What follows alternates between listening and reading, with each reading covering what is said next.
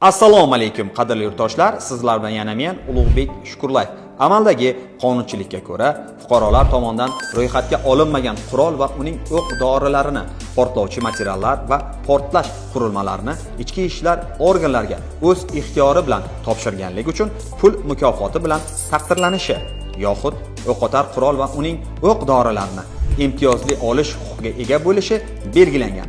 O'qotar qurol va uning o'q-dorilarini, shuningdek, o'qotar qurolning asosiy qismlarini, portlovchi moddalar, portlovchi vositalar va portlash qurilmalarini o'z ixtiyori bilan topshirgan shaxslar qonunchilik hujjatlarida belgilangan javobgarlikdan ozod qilinadi.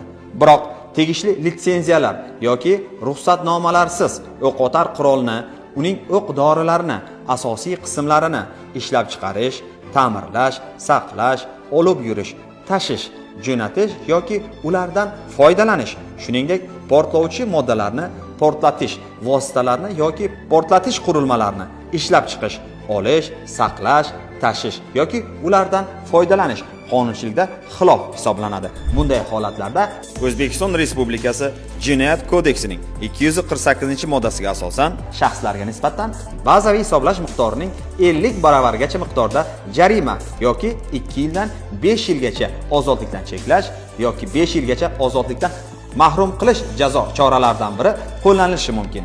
Shunday ekan, har bir fuqaro qonun talablariga qat'iy rioya qilishi, ro'yxatga olinmagan qurol yoki portlovchi vositalarni o'z vaqtida ichki ishlar organlariga topshirishi lozim. Bu esa faqatgina shaxsiy xavfsizlik emas, balki butun jamiyat osoyishtaligini ta'minlash yo'lidagi fuqarolik burchidir.